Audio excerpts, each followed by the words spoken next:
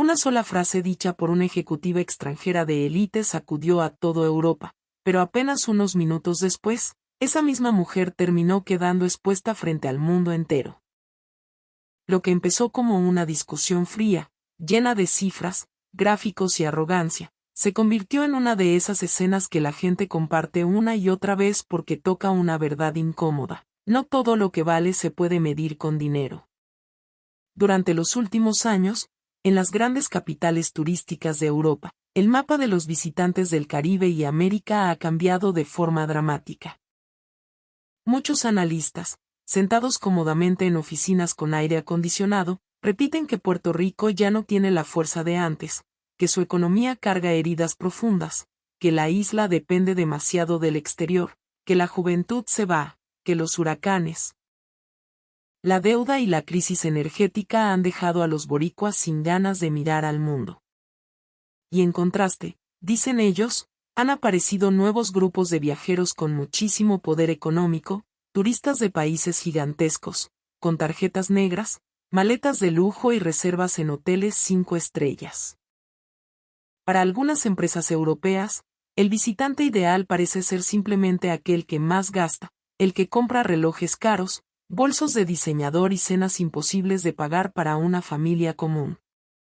Pero justo en medio de ese discurso, ocurrió algo que nadie esperaba. En un programa de debate transmitido desde Madrid, una alta directiva de un enorme grupo internacional de turismo fue invitada para hablar sobre las nuevas tendencias del mercado. Su nombre era Valeria Montes, vicepresidenta de Estrategia Global de la compañía Viajes Imperio Atlántico. Venía preparada con gráficos, estadísticas, proyecciones y una seguridad que rozaba la prepotencia. Desde el primer minuto dejó claro que para ella el turismo tenía una sola medida: cuánto dinero entra en la caja. Frente a ella estaba Álvaro Santamaría, periodista español con más de 30 años de carrera, conocido por no levantar la voz, pero también por no dejar escapar una mentira maquillada de análisis.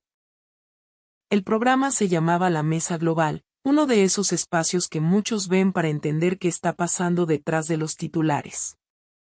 En la pantalla gigante del estudio apareció una gráfica dividida en dos colores. Una línea azul bajaba lentamente. Otra línea dorada subía con fuerza. Álvaro miró a la cámara y luego se dirigió a su invitada. Señora Montes, según los datos que usted ha presentado, el número de viajeros puertorriqueños hacia ciertos destinos europeos ha disminuido en comparación con años anteriores, mientras que otros mercados de alto consumo han aumentado de manera notable. ¿Cómo interpreta usted este cambio? Valeria sonrió como si hubiera estado esperando exactamente esa pregunta. Se acomodó en la silla, cruzó las manos y habló con una calma que sonaba a sentencia. Es muy simple, Álvaro. El turismo moderno se mueve por capacidad económica. Puerto Rico, con todo respeto, ya no representa el tipo de mercado que antes podía parecer atractivo.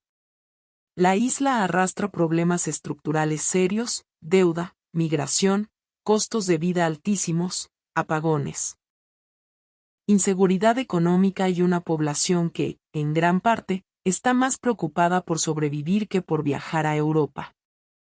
En el estudio se hizo un silencio incómodo, pero ella siguió. Mientras tanto, otros mercados llegan con una capacidad de gasto impresionante. Familias que pueden dejar 50.000 euros en una semana. Grupos que reservan pisos enteros de hoteles. Compradores que entran a una boutique en París o Madrid y salen con bolsas que equivalen al salario anual de muchas personas. Esa es la realidad.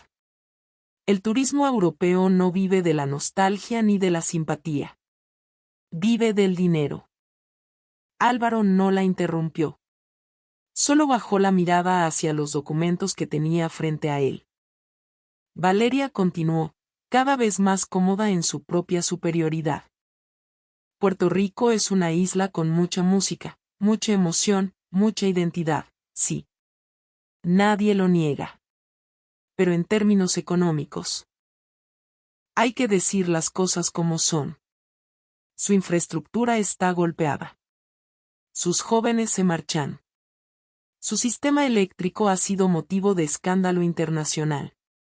Sus familias se enfrentan a alquileres imposibles. Y si para un boricua común pagar un pasaje a Europa ya es un sacrificio enorme, ¿cómo se puede comparar eso con mercados que llegan a gastar sin preguntar el precio? La frase cayó como una piedra. Algunos en el público se miraron entre sí. En redes, los primeros comentarios comenzaron a aparecer. Había quienes aplaudían la supuesta franqueza de Valeria.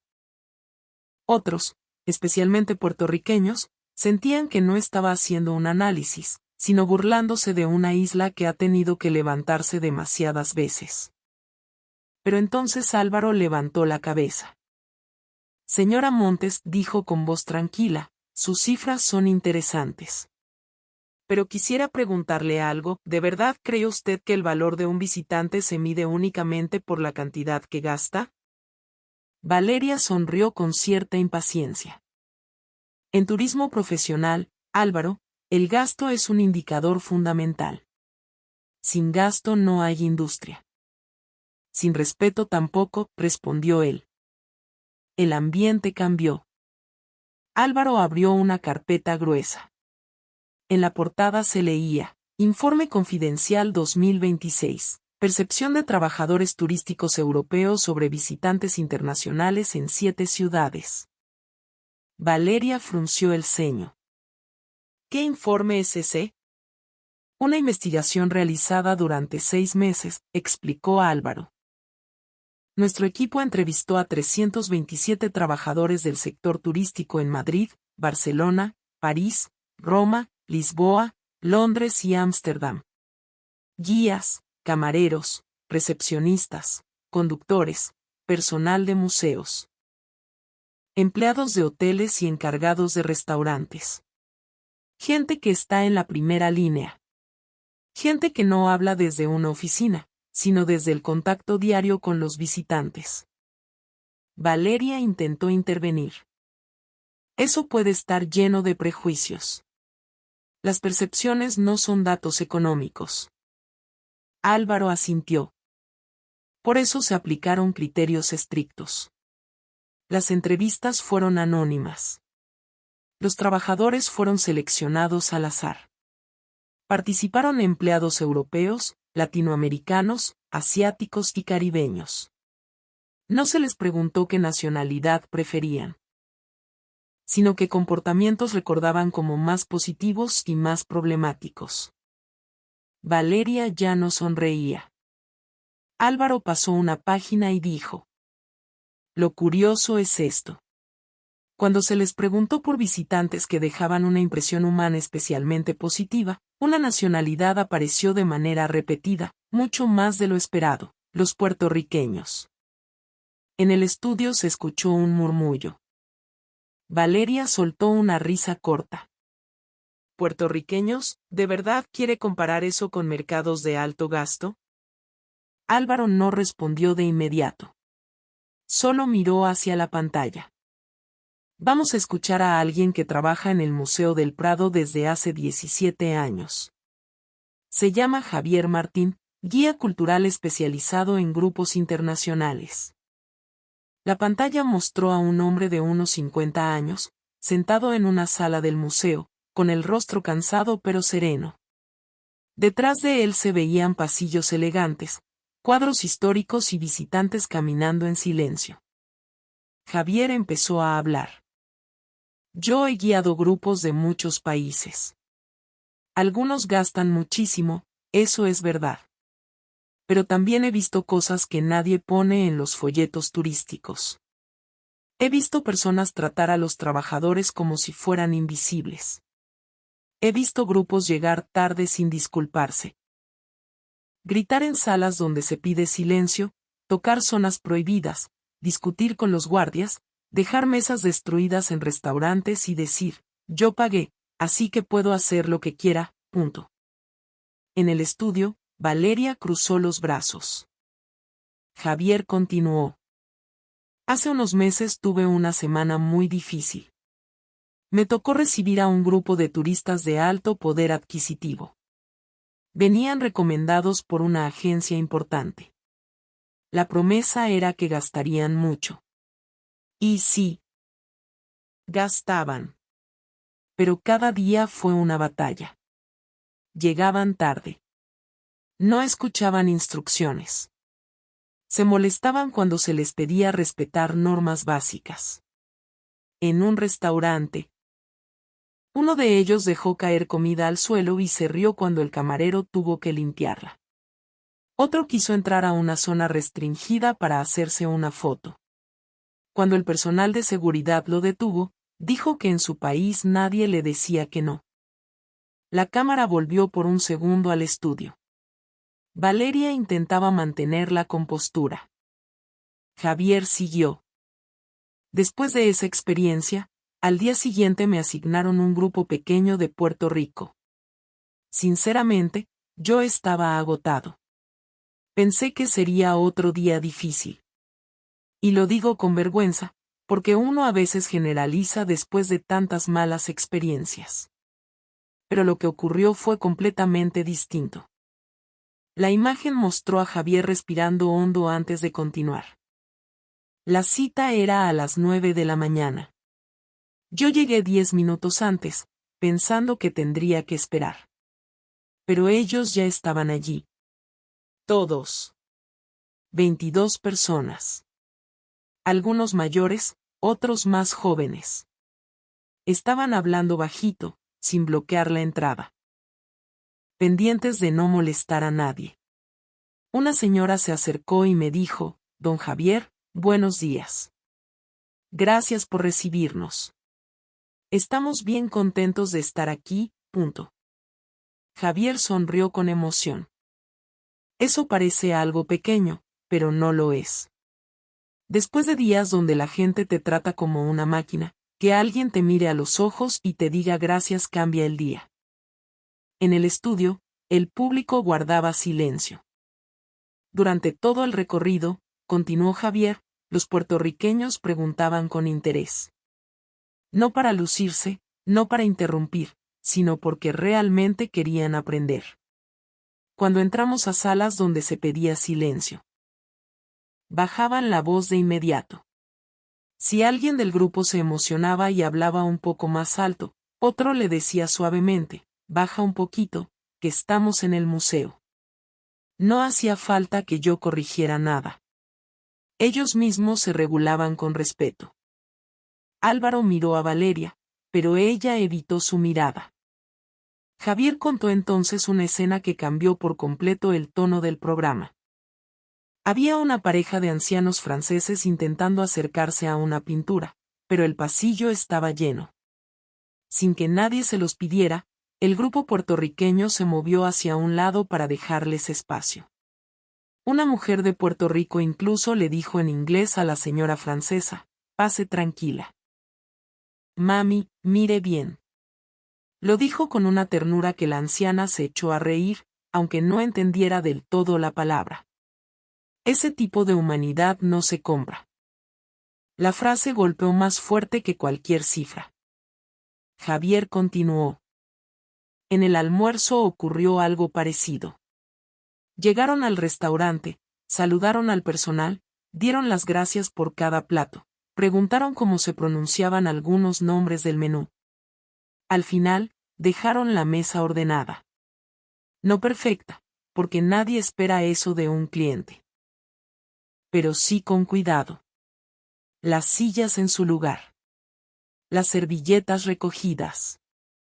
Y cuando el camarero vino, una señora le dijo: «Gracias, mi amor, todo estuvo bien rico».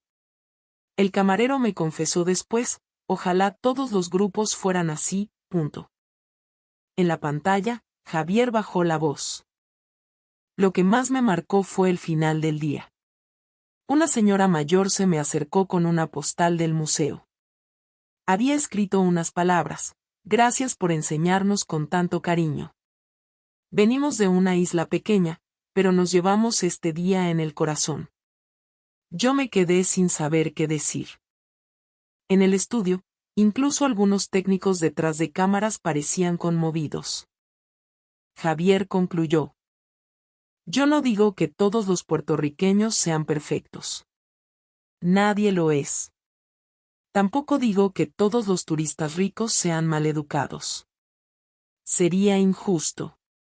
Pero sí digo algo, cuando uno trabaja en turismo, aprende que hay visitantes que dejan dinero y hay visitantes que dejan paz. Y los puertorriqueños, muchas veces, dejan una sensación de alegría, respeto y humanidad que vale más que una factura grande. La pantalla se apagó. El estudio quedó mudo. Valeria Montes, que minutos antes hablaba de Puerto Rico como si fuera un mercado acabado, ya no encontraba una respuesta clara. Su rostro había cambiado. La seguridad se le había ido. Porque los datos que ella traía medían gasto, vuelos, reservas, consumo. Pero el testimonio de Javier medía algo mucho más difícil de falsificar, la impresión humana que una persona deja cuando se va. Álvaro rompió el silencio. Señora Montes, usted dijo que Puerto Rico ya no representaba un mercado importante. Pero aquí tenemos trabajadores turísticos diciendo que los visitantes boricuas son recordados por su respeto, su calidez, su puntualidad, su gratitud y su manera de tratar a los demás. ¿Eso no tiene valor? Valeria intentó responder. Yo no niego que puedan ser simpáticos. Pero una industria no se sostiene solo con simpatía. Álvaro la miró fijamente. Tal vez. Pero una reputación internacional tampoco se sostiene solo con dinero. La frase encendió las redes. En cuestión de minutos, clips del programa empezaron a circular por TikTok, X, Facebook e Instagram. Una ejecutiva humilló a Puerto Rico y un guía español la dejó sin palabras. El día que Europa explicó por qué respeta a los boricuas. No era dinero, era educación. Los titulares aparecieron en varios idiomas. Pero lo más impresionante no fue la reacción de los medios. Fue la reacción de personas comunes. Un camarero en Lisboa escribió: he atendido a grupos puertorriqueños y confirmo todo. Son alegres, pero respetuosos. Saludan, agradecen y no te tratan como sirviente. Una recepcionista de Barcelona comentó: una familia de San Juan se quedó en nuestro hotel durante una semana. Al irse, dejaron una nota para el personal de limpieza. Eso casi nadie lo hace. Un conductor turístico en Roma dijo: los boricuas preguntan, se ríen, cantan bajito a veces, pero cuando hay que respetar, respetan. Tienen algo muy bonito, hacen sentir que uno también es persona. Y entonces, como suele pasar en estos casos, muchos puertorriqueños empezaron a responder con orgullo, pero también con reflexión. Porque sí, Puerto Rico tiene problemas.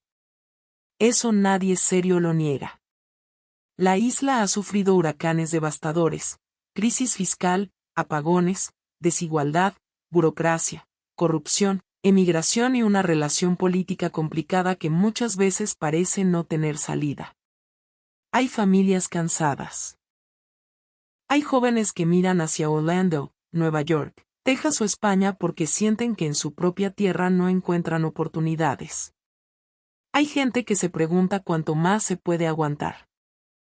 Pero reducir a Puerto Rico a sus problemas es una injusticia brutal. Porque Puerto Rico también es la vecina que cocina de más por si llega a alguien. Es el muchacho que ayuda a empujar un carro bajo la lluvia. Es la abuela que dice Dios te me cuide aunque acabes de conocerla. Es el empleado que, aun cobrando poco, atiende con dignidad. Es el pueblo que después de un huracán recoge escombros, comparte gasolina, reparte hielo, abre la puerta y dice, come algo, que tú no te puedes ir así. Y eso es precisamente lo que mucha gente de afuera no entiende. Puerto Rico no se mide solo por su Producto Interno Bruto. No se mide solo por deuda pública. No se mide solo por el precio de la luz ni por los titulares negativos. Puerto Rico se mide también por cómo su gente se comporta cuando nadie los está grabando. Por cómo saludan. por cómo agradecen, por cómo convierten una sala fría en un lugar vivo, por cómo cargan una mezcla rara de orgullo, dolor, humor y ternura que no se aprende en ninguna escuela de negocios. Y aquí viene la parte incómoda para quienes solo creen en el dinero. Hay países, regiones y mercados que pueden tener más millones, más rascacielos, más aeropuertos, más lujo y más poder de compra, pero si sus ciudadanos llegan a otros lugares creyendo que el dinero les da derecho a humillar, entonces ese dinero no compra respeto. Compra servicio, quizás. Compra atención temporal. Compra sonrisas obligadas. Pero no compra admiración. La admiración se gana de otra forma. Se gana cuando un turista entiende que no está invadiendo un escenario, sino visitando la casa cultural de otra gente. Se gana cuando respeta una fila. Cuando baja la voz. Cuando pregunta antes de tocar. Cuando dice gracias. Cuando no confunde pagar con mandar. Cuando comprende que un camarero, un guía, una limpiadora, un conductor o un guardia de seguridad no son parte del mobiliario, sino seres humanos. Por eso el caso de los puertorriqueños en Europa tocó una fibra tan fuerte. Porque contradice la narrativa fácil de que una isla golpeada por crisis no tiene nada que enseñar. Al contrario. A veces los pueblos que más han sufrido son los que mejor entienden el valor de tratar bien al otro. A veces quien ha vivido apagones sabe apreciar una luz encendida. Quien ha hecho fila para gasolina sabe respetar la paciencia ajena.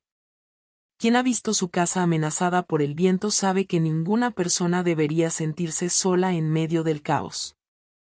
Eso no significa idealizar. Puerto Rico no es perfecto. Hay boricuas maleducados, como los hay en cualquier parte. Hay gente arrogante, ruidosa, irresponsable.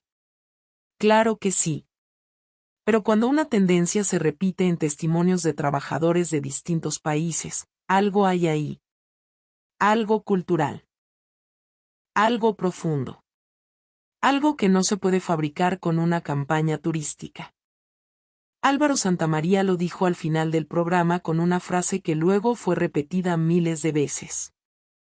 Quizás la verdadera fuerza de un país no se ve cuando sus ciudadanos compran, sino cuando sus ciudadanos conviven. Valeria Montes no respondió de inmediato. Luego intentó suavizar su postura. Tal vez fui demasiado dura con Puerto Rico, admitió. Mi análisis estaba centrado en indicadores económicos. Álvaro asintió. Y los indicadores económicos importan. Pero no son toda la historia. Ahí estuvo el verdadero golpe. Porque durante demasiado tiempo, a muchos pueblos pequeños se les ha dicho que valen menos porque no tienen el tamaño de una potencia. A Puerto Rico se le ha mirado desde afuera con lástima, con exotismo o con condescendencia. Que si es una isla bonita pero problemática. Que si vive de la música y la playa.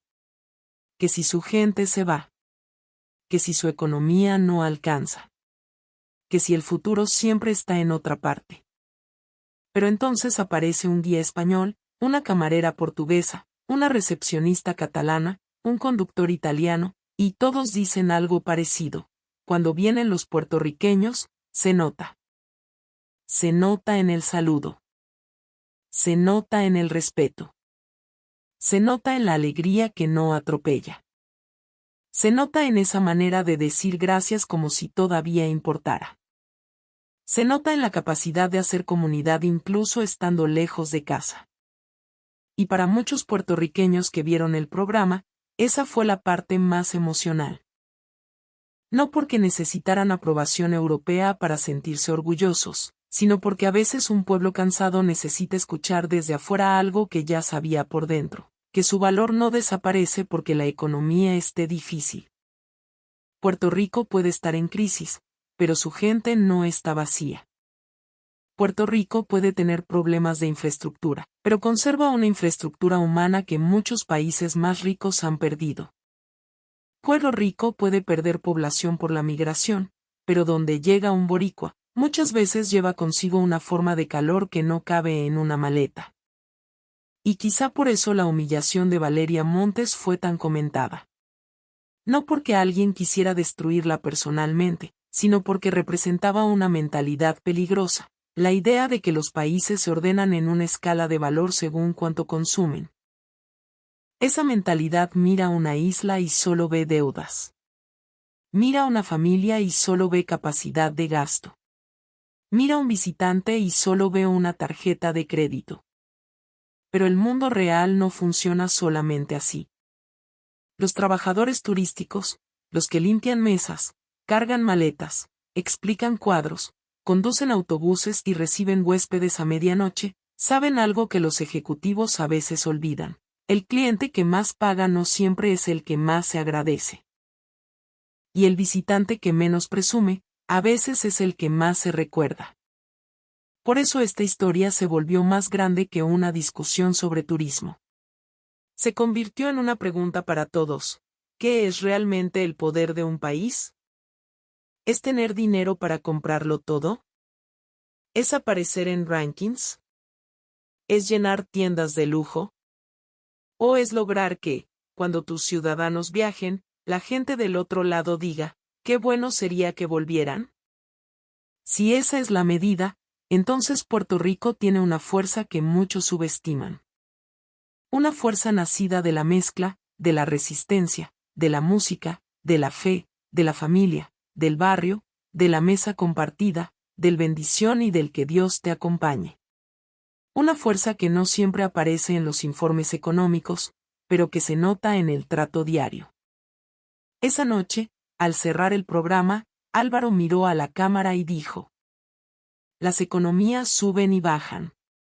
Las estadísticas cambian. Los mercados se transforman.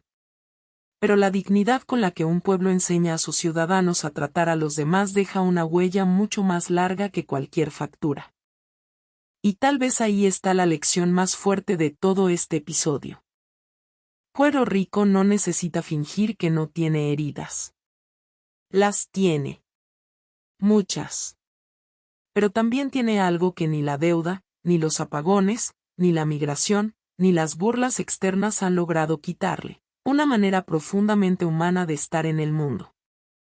Y cuando un boricua cruza el océano, cuando entra a un museo en Madrid, a un café en Lisboa, a una plaza en Roma o a un hotel en París, muchas veces no solo representa a una isla. Representa una educación invisible. Una crianza. Una abuela. Un barrio. Una historia de resistencia. Una forma de decir: yo vengo de un lugar pequeño, pero no vengo con el alma pequeña. Eso fue lo que Valeria Montes no entendió. Eso fue lo que los números no pudieron explicar. Y eso fue lo que Europa terminó reconociendo frente a millones de personas: que el verdadero valor de Puerto Rico no se mide por lo que sus viajeros gastan, sino por lo que dejan en la memoria de quienes los reciben. Porque al final, el dinero puede abrir puertas.